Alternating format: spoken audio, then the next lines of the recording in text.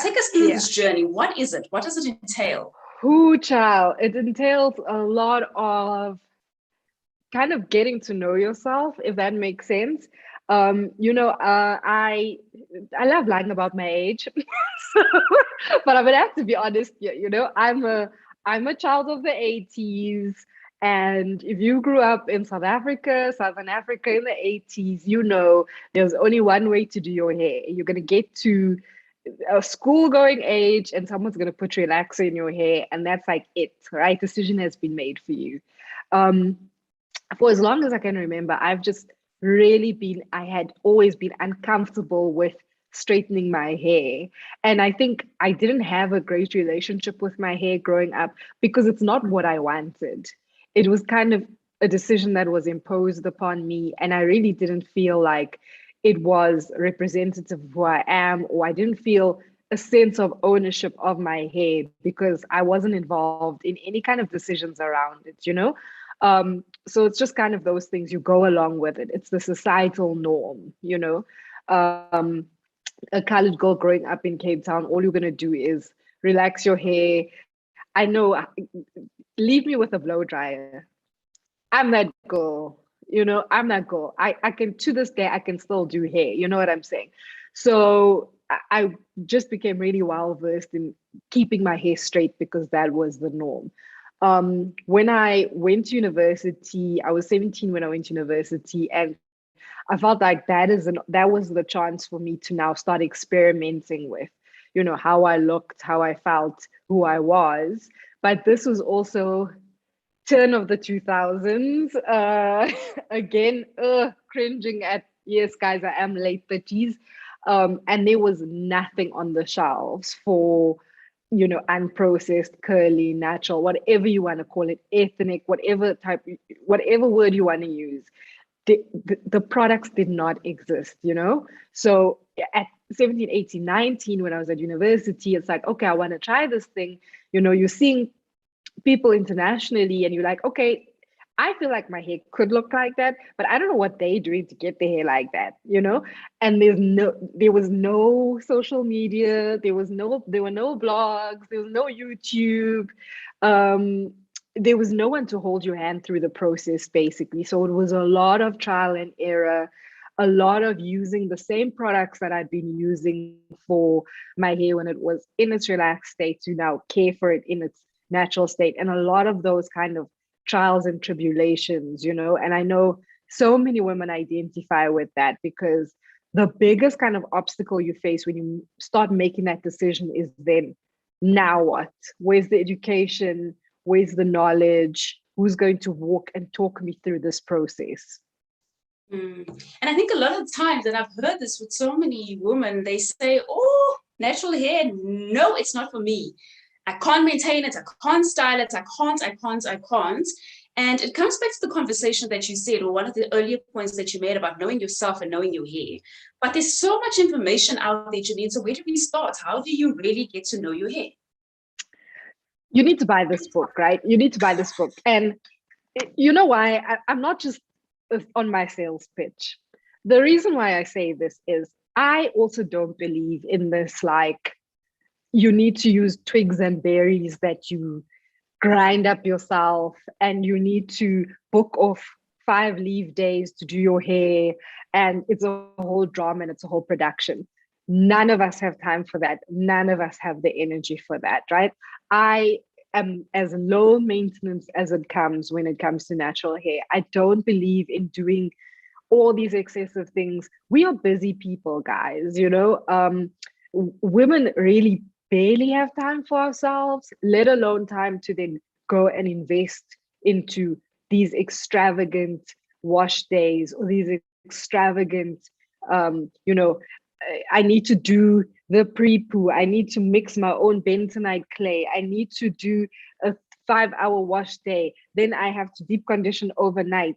And then, only once every blue moon, I need to use a protein shake.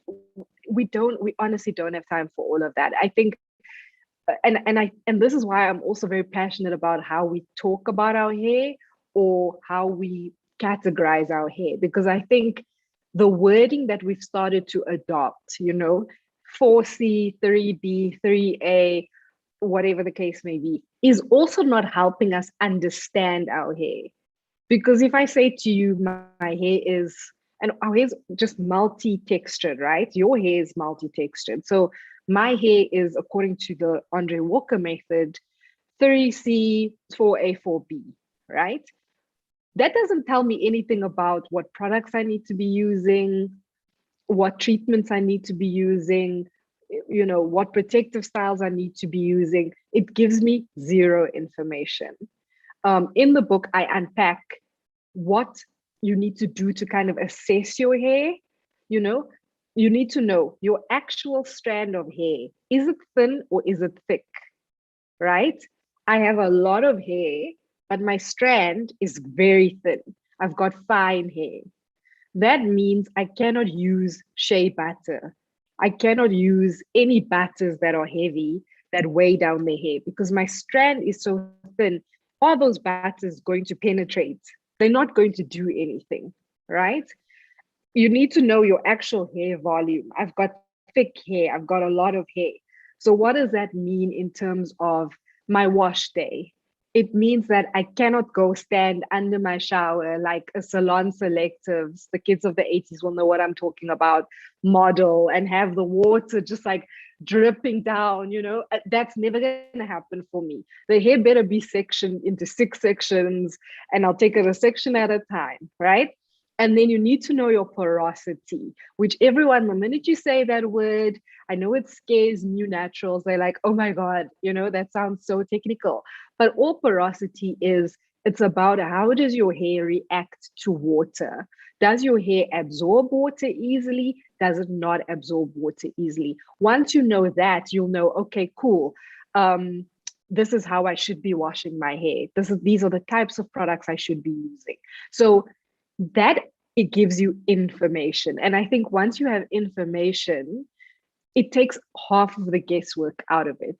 4C, 4A, 3B, that doesn't tell you a single thing. But just knowing those things, the strand of your hair, is it fine? Is it dense? Is it coarse?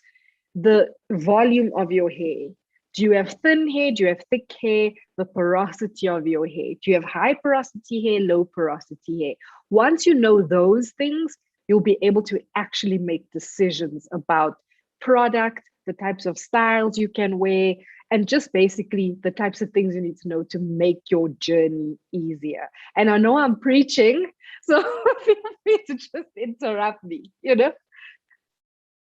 Well, you've preached and you can continue preaching. I'll tell you that when I found out all of this information, and it is in your book, the game changed for me. And I even realized that I was using all along, all these years, the wrong products. And so now you were saying, is your hair, your strand thin? Mine is definitely thick. My hair is extremely dense. It's very coarse. And it's low porosity, which we could speak about for hours and hours and hours, but we won't do it tonight. And when I found out that, I had to take all the products that I had and throw them in the bin, because I'm like, oh my God, no wonder my hair's so greasy. I'm using the wrong products. And so I think we want to encourage everyone to, if you can't buy the book, go and find out the strand of your hair, and especially the porosity. The porosity, your hair's ability to absorb and retain moisture is a game changer. You'll probably find out that you've been using the incorrect products all along. Janine, on the topic of products, there's so many products out there. Where do I start? Like, you go to these retail stores, there's a shelf just with natural hair products. What do I go for? Is it my budget that decides? Do I go with the one that's got the celebrity on the cover? How do I decide which one to go with? So we've come a long way. Like, thank goodness that we can now walk in to almost any supermarket, almost any kind of drugstore and find these products. I mean, as I said, I remember the days when I'd use Bone Straight as my leave-in, right? Like, I'm taking you all the way back. So we have come a long way, and I'm actually really thankful that we have the options. So again, before you even go to the store, know your hair, know what all those factors that we were just discussing. Just take the time to understand, okay, what does my hair need? from a product before you even step in front of those shelves and then become overwhelmed by kind of all of these products, right? I don't believe that the more expensive the product, the better the product. So if you're looking for those like bougie rich aunt advice, like I'm not going to be that girl for you. I think you need to kind of learn a little bit about the lingo of the industry. You need to understand what is a product benefit, and you need to know what is marketing, right? And the way you can tell the difference between what a product benefit and marketing is, you need to kind of understand how ingredients work, or how labeling around ingredients work. So you know how you go into your Clicks or Disc game, wherever you buy your beauty products, and you get to see this, you get to the shelf and the product says to you, infused with argan oil, you know, or coconut oil, or whatever it is. Have I frozen? Am I here? We can definitely hear you. Okay, yes, am I back? Yes, you're back. So all these products will tell you, we've got this, we've got that, we've infused with this, we infused with that. You just need to turn that bottle around and look at the ingredients list. The way ingredients are stacked on that list, if it is not one of the top 5 ingredients, then guess what? It's like a minuscule factor in that product, right? So if it does not have argan oil within that top 5 ranking of that ingredient, then you are wasting your time. They're probably giving you 0.01% argan oil, you know? If moisture and hydration is really important to you, which if you do have natural hair, you will know that is the holy grail, your products should really have water, aqua, as your number 1 or number 2 listed product within that ingredient list. So that's something you definitely have to go and look out for. You know, anything that calls itself moisturizing and doesn't have water as the number 1 or number 2 ingredient, it's a lie. They are lying to you. They are lying liars that lie. You know, do not buy that product. So just become a little bit savvy about what is a actual product benefit, and what are the marketers trying to sell you, right? I do think we have really great products at a very affordable price point at the moment. Do I sometimes spend 300 Rand on a deep conditioner? Yes, I'm not gonna lie. But that's because I like things. But you don't have to do that, you know? I love the local South African brands that are starting to pop up now that are formulated locally. Some of the ingredients are just really top tier. Their formulations are amazing. And what I also like about a local product versus an international product is, this is something that people don't often take into account. It's formulated with our climate in mind, right? It's formulated with we do have different hair needs. I mean, Johannesburg is dry. It is absolutely dry. You need moisture infusing products. And that is what I look for in products. And I just have started realizing that the locally formulated products are outperforming the international products for me in this climate. So look out for those little tips and tricks.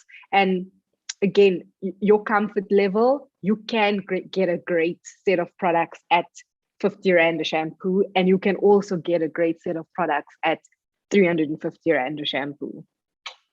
Someone's asked, their mom used a concoction of castor oil, coconut oil, and amla oil, which they thought used to work, but are those good products to use?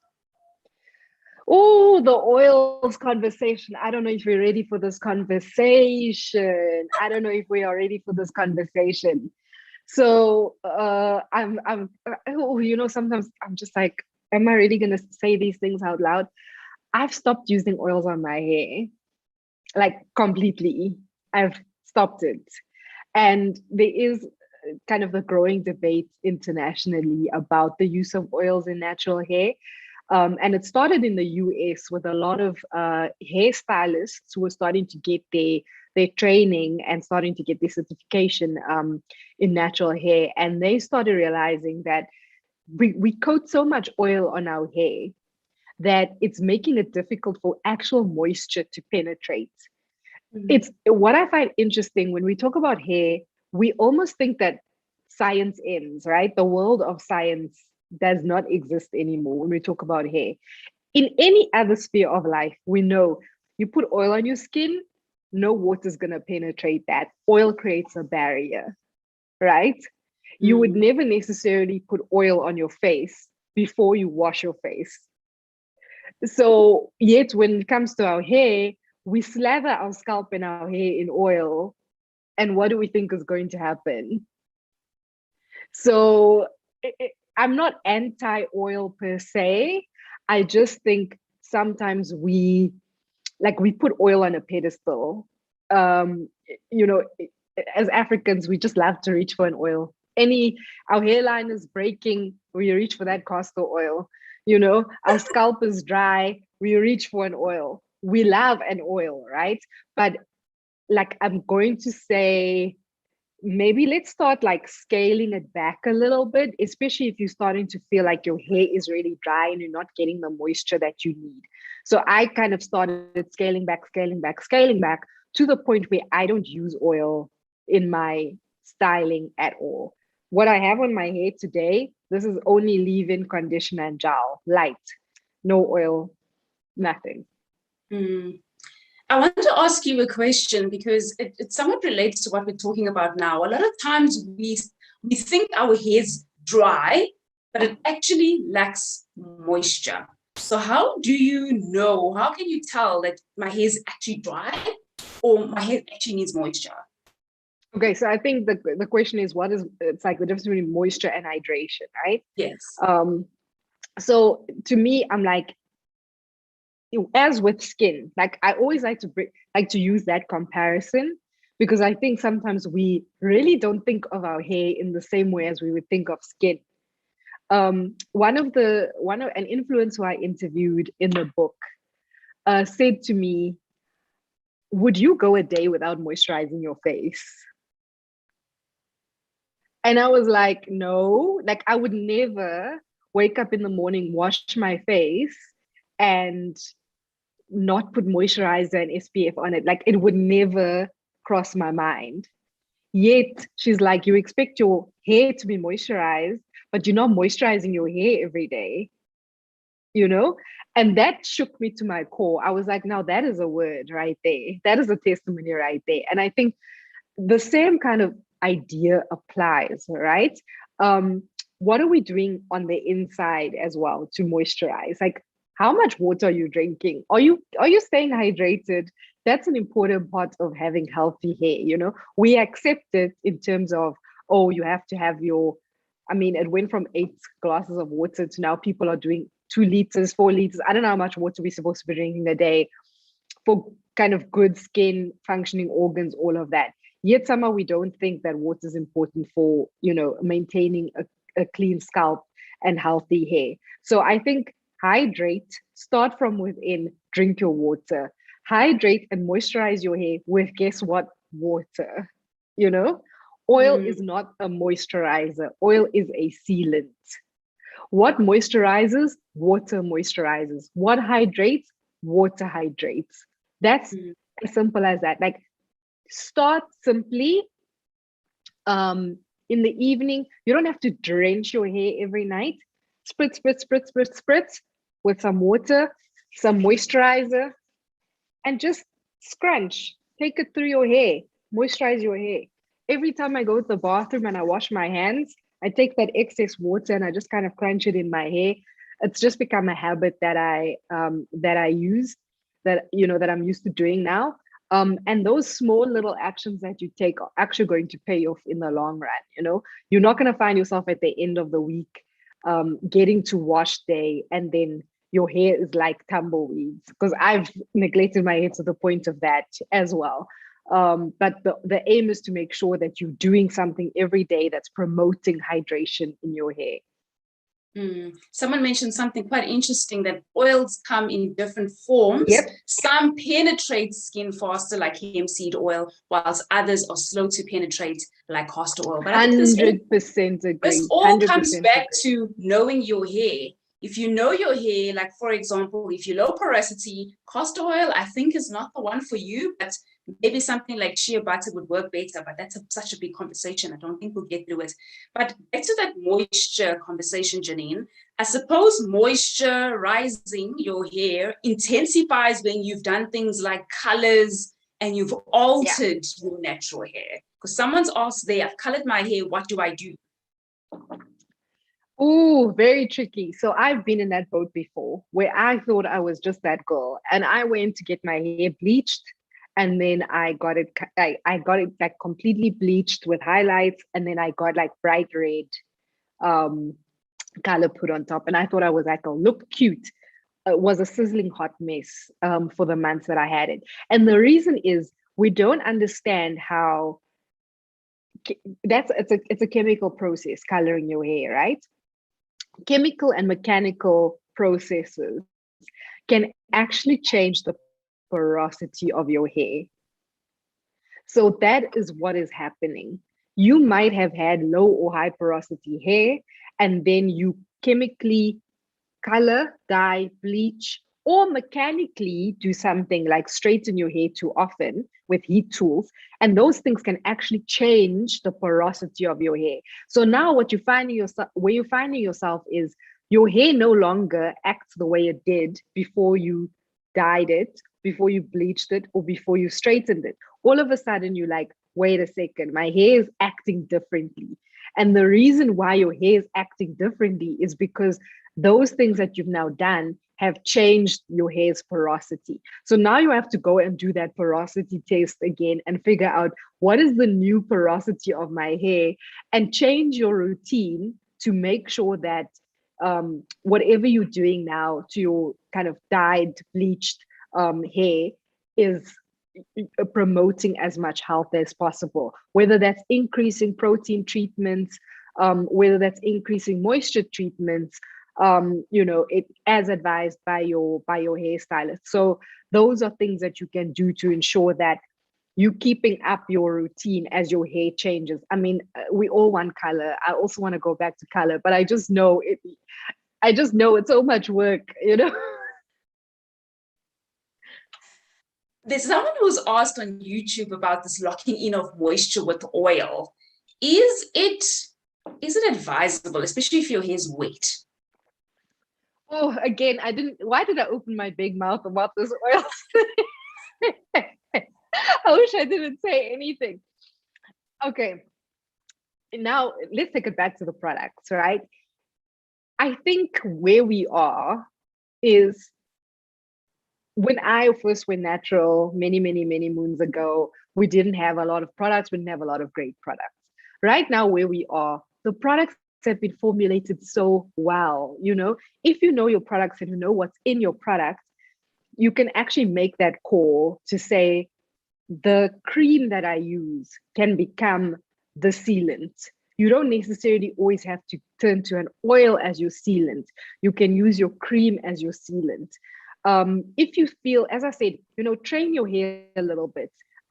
Wean yourself off the oil. Don't go completely cold turkey. Just start weaning yourself off the oil and see how it works for you. Start decreasing the volume of oil that you use in your hair. Maybe only stick to just sealing the ends, when you're styling your hair, or whatever it is you're doing, if you're doing a twist out, whatever the case is, and then see how that treats you. But the creams that we have, these things are all called food names. It's always a cream, a curling butter, a curling pudding, a souffle, whatever it is. They are so moisturizing, and some of them are like really, I think the nice English word is emollient, and they do a good job of locking in moisture that we don't always necessarily have to turn to oils per se. And moisturizing is part of product, and product is part of a regimen. And I'm hoping that we all have some kind of regimen that we do and wash our hair, or we care for it, or we style it. So what is a good hair regimen? You speak about this in the book. In fact, there's a whole chapter on just regimen. So what is a good regimen to adopt, and especially something sustainable? You spoke that you want easy. We all want easy. So how do we go about finding the best one for us? So, I kind of give standard advice for how to get started. And then you can always adapt and adopt what works for you. So I find the easiest thing to advise is settle on what your wash day is. Your entire regimen kind of has to revolve around when do you want to wash your hair. For most of us, we have time at the weekends. I like washing my hair on a Sunday. It's just like a very chill day. It's the day I probably have the most time. I'm a student as well, so I'm in school on a Saturday. So usually on a Sunday, that's when I wash my hair, and that's kind of day zero of my hair, right? So I will wash. I deep condition every time I wash my hair. That is one thing that I am kind of very adamant about. I don't just like run conditioner and then rinse it off. I don't do that. Like, I love a deep conditioner. I keep it in minimum 15 minutes, maximum an hour. I don't got time for sleeping with deep conditioners. No. So I wash, I deep condition, I style, and whatever the style is that you say, this is what I'm going to do, you also have to have a view to the week. How is this style going to move me through the week, right? Because again, if you like me and you don't have the time and you just want to have an easy time about it, you don't want to be out here spending 20 minutes every morning styling your hair. I don't have the time for that. So that's how you can sort of think about, how are you going to build that regimen? So as I said, my day zero is a Sunday. I wash, I deep condition, I twist my hair. I do love twists. And then I dry my hair. I either air dry if it's beautiful outside, or I sit under a hood dryer, no heat, just kind of the wind, of the dryer, and I dry my hair like that. The next day, we all working from home. My hair staying in them twists until I am ready to take them out, right? So by Wednesday or Thursday, I'll take my hair out of the twist, and then I'll have a twist out as I move towards the weekend. In the evenings, taking those steps to moisturize, whether it's just a quick spritz, some cream, making sure I'm getting my ends, sleeping always in a satin bonnet or a satin scarf. I know I'm of that age, so I'm also on a satin pillowcase because no wrinkle formed against me will prosper. In the morning, I fluff the hair out and I'm good to go. And that's basically my simple routine for the week. When things get annoying by about Friday, that's when the satin scrunchies come out and the updos will start happening. I'll tie my hair up and I'll forget about it until Sunday. And then we start the process all over again. So very low maintenance. I'm not going to advocate for people to give up time with their family, their friends, or anything to be kind of babying their hair. Do what you can with what time you have, basically. I'm going to talk a little bit about protective styles. And someone said to me leading up to this event, please ask her to talk about hairline. And this is a burning issue. I think hairline and oils are probably the most burning issues when it comes to this natural hair. And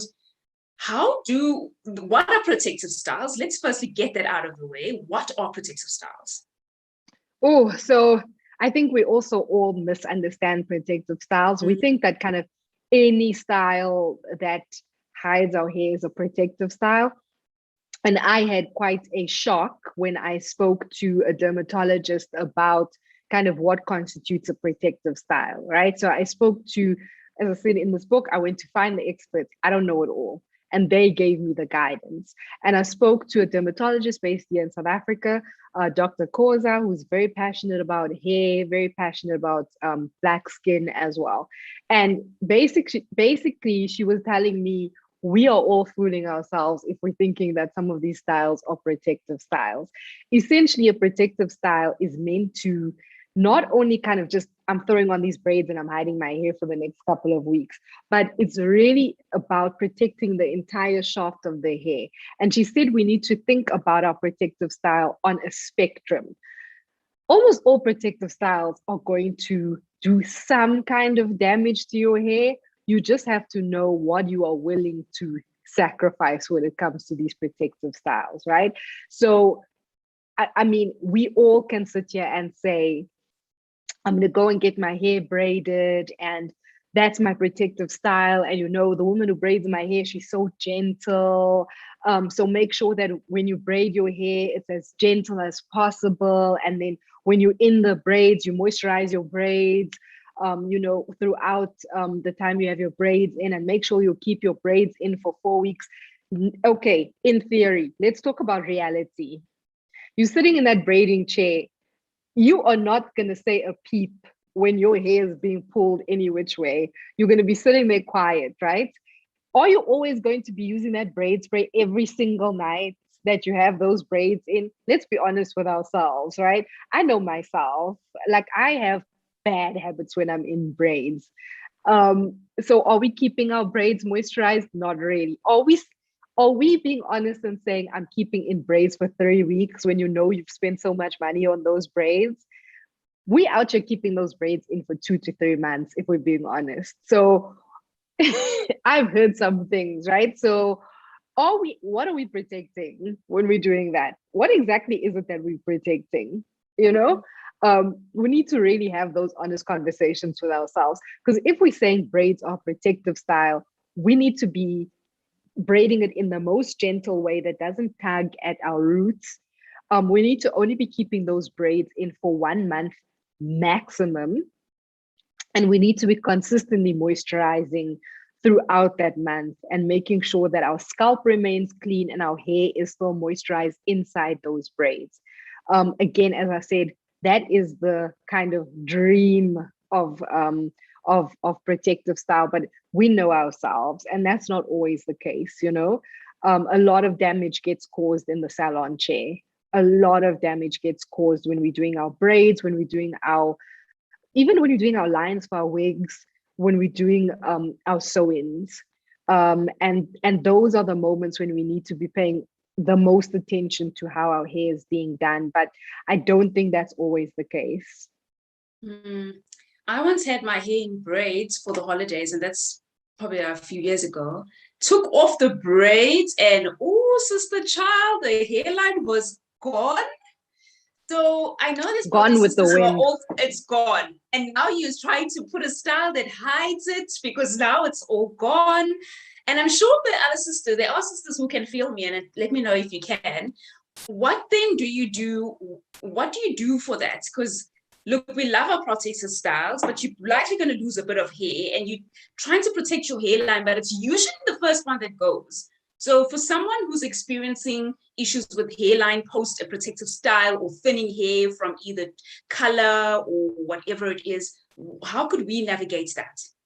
Yeah, so the devastating thing is that, as with everything, the only way through is through. And yes, we do have that mentality when you've gotten out of a style that's gone wrong and your hairline is giving up on you. You do want to get a style that kind of hides the damage that you've done.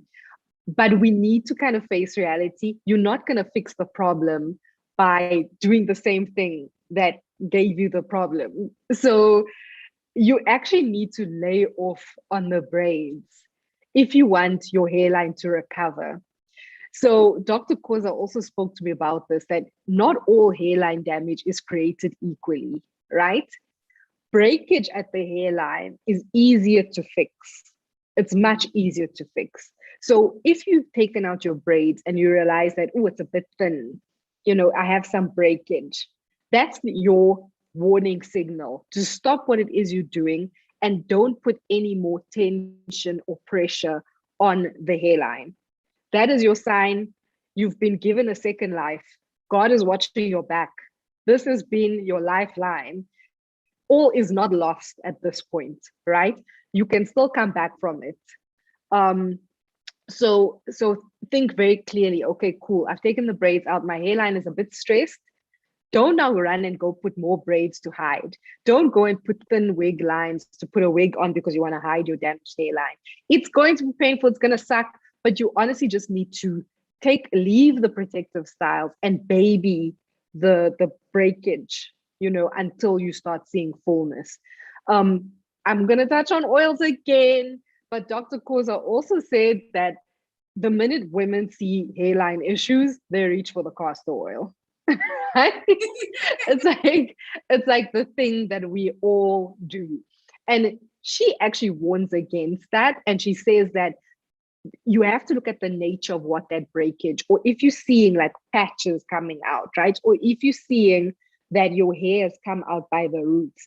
And if you've had really tight braids and you've noticed that there's like little white bumps or bulbs at the end of your hair, what that is your hair has actually, that hair has been pulled out by the follicle. And what you're actually seeing is the hair, like the actual root of that hair. That means that hair is gone, right? So understand, what is it that you're dealing with? Is it breakage and thinning, or is it the hair being actually pulled out? Is it alopecia? Are there bald spots occurring? Once you know that, she actually says, go see a dermatologist. I know, we're asking for big things here, but going to see a dermatologist once could save you in the long run, because there are all kinds of various genetic disorders and diseases that Black women actually have around hair loss that we misdiagnose as hairline issues when they actually point to bigger issues in terms of the health of our hair and the health of our scalp. So sometimes it's better to just go and have it checked out to make sure that it's not a medical issue. A girlfriend says that her hair has just been turned upside down, and I'm actually laughing inside because I'm picturing it and I'm thinking, whoa, it's going to be a long night, but it is what it is. And I think, Janine, that also applies for this particular time when I did the braids, and I don't often do it, and someone said they lost 5 braids, and that didn't happen to me, but the hair was thin, is you take off the braids. I'm not laughing. You take off the braids, and then you go straight to the bath and you start washing, and you haven't done some kind of detangling. And that's what happened to me. And I washed, and when I was done, my hair had locked. It was terrible. So I suppose this also applies. But then what do? We spend our hair in protective styles. When we take it off, then what? Okay, so I'm going to give you a tip that recently, an incredible woman, Matebe, who runs a business called Beauty on Tap, an online retailer, sells wonderful beauty products. You can go and shop there. She recently shared a tip with me about, and Matebe stays in braids. Her braids always look phenomenal. She shared a tip with me about that takedown of your braids, right? And I never thought about it. And the minute she said it, I was like, this makes the most sense. She says a day or two before she takes her braids out, she washes her hair in braids. And the minute she said that, I was like, that is one of the most logical things I've ever heard. The reason you want to do that is you want to infuse moisture in before you even take those braids out. And what is the best way to infuse moisture? Washing the hair, right?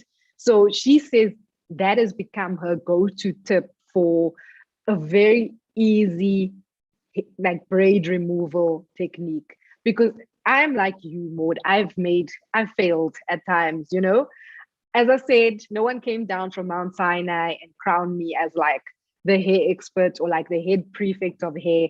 Like you, like everyone else on the call, I'm just someone who's also always learning. There are times when I go on holiday, I have those braids in. I think I'm Beyonce. I'm jumping into the ocean. I'm, rolling around on the beach. I'm not washing the beach sand and the beach the ocean water out of my hair. And then you're trying to take those braids out and it's like tumbleweeds. It's like you can start a fire basically with the sound the hair is making when you're taking those braids out. So I've been there, right?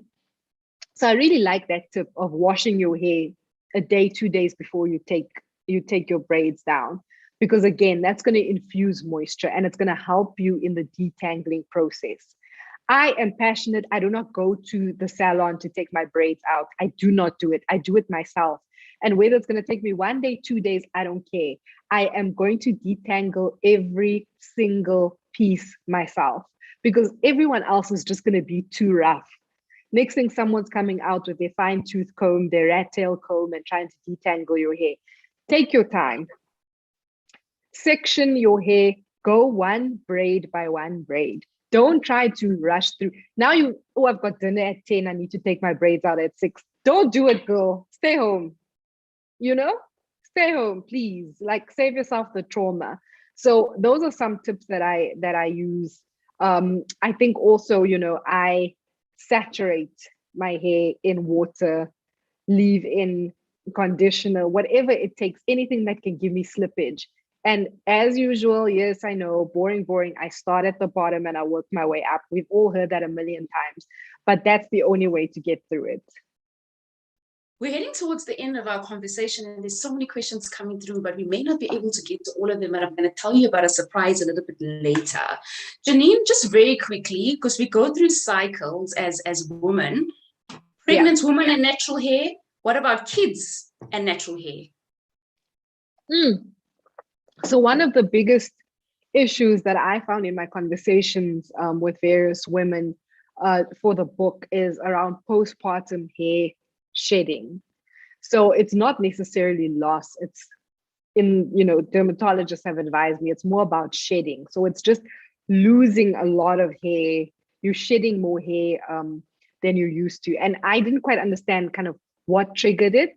And basically it's triggered not only in pregnancy or post-pregnancy, it's triggered by any kind of trauma that you have in your body. And sometimes it gives your body a shock and your hair starts shedding. You'll also start noticing that some people speak about it now in our kind of post-COVID world.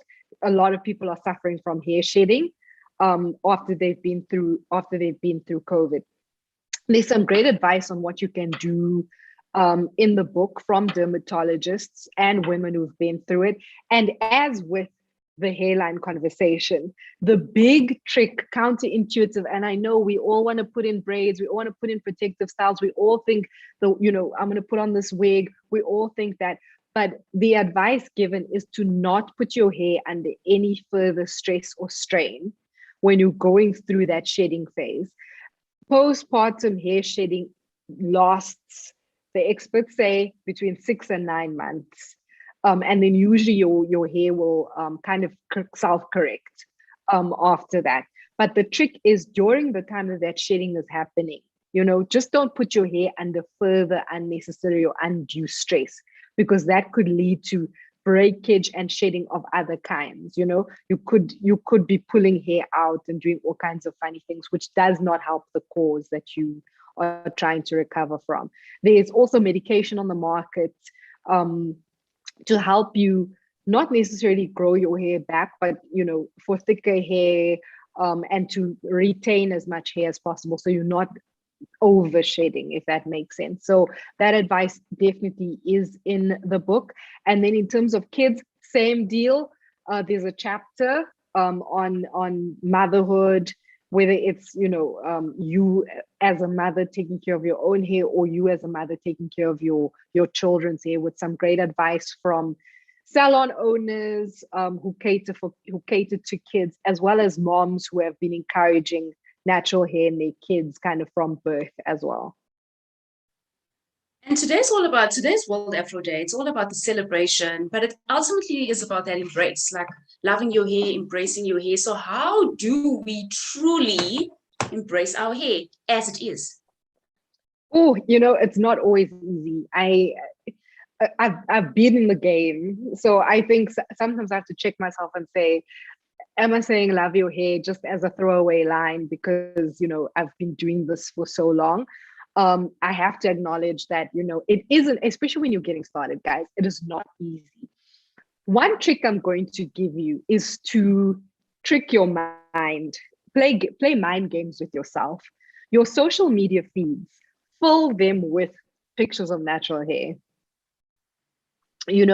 Yes, I know we all want to follow what Kim, Courtney, Chloe, Kendall, Kylie are up to, but if you want to give yourself a sense of peace when you open up your social media accounts, and you want to kind of give yourself your own beauty standard and not always be subjected to or confronted by a beauty standard that doesn't always reflect you, then trick yourself. Start following accounts of like natural hair bloggers, natural hair influencers, whatever the case may be. Once your social media accounts are just flooded with beautiful natural hair, it also kind of makes you feel like, oh, okay, this is normal. You don't feel like the outsider when it comes to your natural hair. And people kind of underestimate what seeing natural hair on social media can do for them, but it is such a confidence booster, you know. I know how tempting it is. You open the apps and everyone has got these like 30-inch wigs and everyone's hair is laid, and you like, I'm not even, you know, I don't even look glamorous, but you can actually trick yourself into thinking this is what glamour looks like. This is the beauty standard. So that's a very simple way to start that self-love journey when it comes to your hair. Yes, I love what someone says there in the comment section. Create your own beauty standard. Someone's private messaged me and asked if I could bring you back again because you've got so much pearls of wisdom. So, and someone's asked me, what about your hair? I don't know if you mean my hair. I'm going to assume you mean my hair. I'm not going to talk about myself today. I know that the event is called I Am My Hair, and essentially I am my hair. But I am so excited to tell you that today is not just a fireside chat, but I will be officially launching my own YouTube channel where I'll be talking about all things hair. I've noted some of the comments that you put through, and I'm going to get the experts from across the world to tell you all about it. So you're going to get the expertise, or you're going to hear from the horse's mouth, as they would call it. And I'm so excited about this journey. The channel is being called I Am My Hair. So please look out for me on YouTube, Maud Nale, and it's going to be natural hair conversations. We're going to look for women from across the world, not just South Africa or Southern Africa, across the world.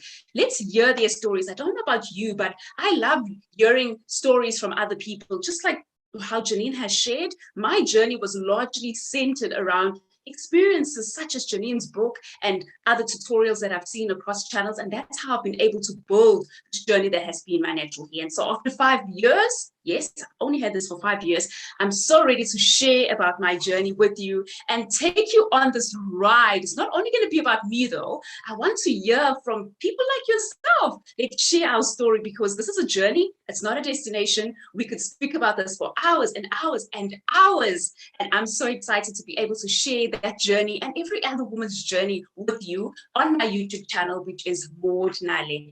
Janine, I've had so much fun with you. You've been so amazing. We've dropped details about your book, but just tell us, for the sake of those who are catching us on YouTube, where can we find your book? Okay, great. First of all, before we go into that, huge congratulations on the launch of your YouTube channel. And I know myself, I will be subscribing. So super excited to see what content you're going to be rolling out, because we need more of this. We need to keep the conversation going. So in terms of where you can get my book, for those of you in South Africa, you know the usual suspects, your exclusive books.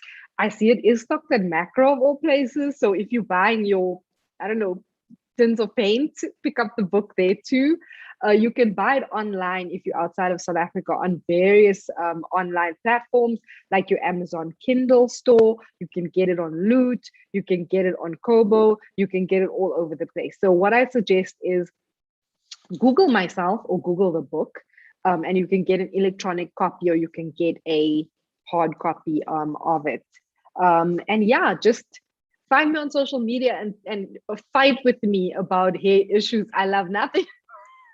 I love nothing more than talking about hair, so we can take the conversation offline too. You said offline, Janine. Please drop your social media handles so that the curl friends can connect with you on social media. Sure thing. Janine is Janine_J on Instagram and Twitter. And I'm also on social media, Facebook, Instagram, Twitter, Maud Nale, and now on YouTube. I am so excited. So the videos are going to come out every single Thursday. And I know it puts me under pressure because tomorrow's Thursday. So the first video will come out tomorrow. And I might just bring Janine back. Who knows? Let's see how that goes. Who knows?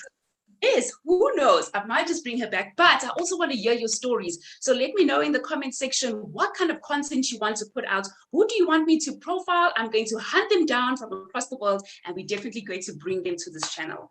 They say that all good things must come to an end, and this event is no different. Janine, thank you so much. It's been such a pleasure having you on the show today on this World Afro Day. I want to encourage all the ladies, this conversation, we can talk for hours and hours and hours, whether it's oils, which is very controversial, or hairline, protective styles, wash days, products, you name it. The conversation will continue on the YouTube channel, so please do subscribe. I'm Maud Nale on YouTube, but I'm also on Facebook, Twitter, and Instagram by the same name. Let's rock our fros, ladies, not just today on World Afro Day, but every single day of the year, because as my show says, I am my hair. Come through vocals, yes!